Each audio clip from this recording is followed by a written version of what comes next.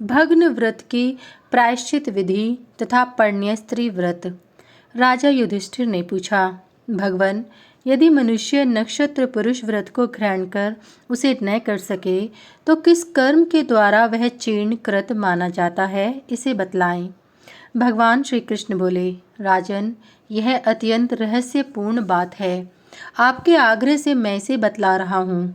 अनेक प्रकार के उपद्रव, मद, मोह या असावधानी आदि से यदि व्रत भग्न हो जाए तो उनकी पूर्णता के लिए यह व्रत करना चाहिए।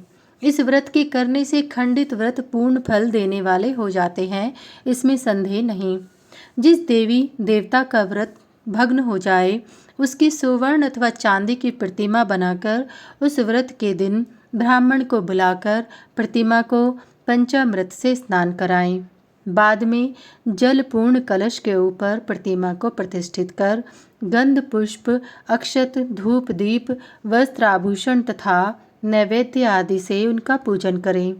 अनंतर देवता के उद्देश्य से नाम मंत्र ओम अमुक देवाय नमः द्वारा अर्घ्य प्रदान करें तथा फिर व्रत की पूर्णता एवं व्रत भंग दोष की निवृत्ति के लिए इस प्रकार क्षमा प्रार्थना करें और भगवान की शरण ग्रहण करें।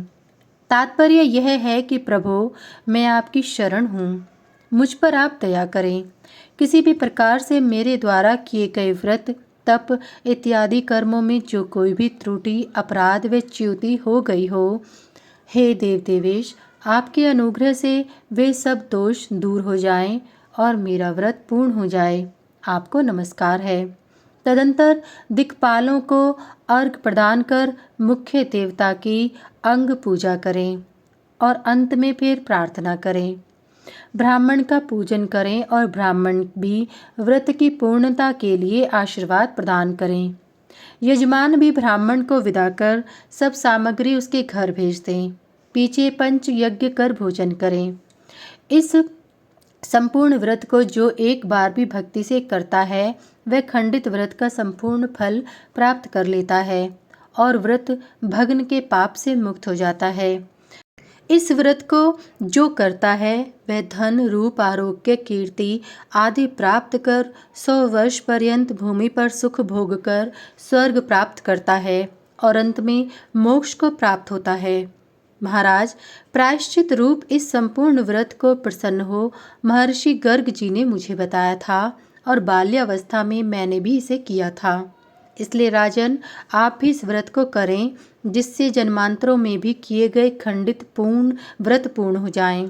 राजन, इसी प्रकार एक अन्य पर्ण्य स्त्री व्रत है जो रविवार को हस्त पुष्यत अथवा पुनर्वसु नक्षत्र आने पर प्रारंभ किया जाता है तथा उसमें विधि पूर्वक विष्णु स्वरूप कामदेव का पूजन किया जाता है।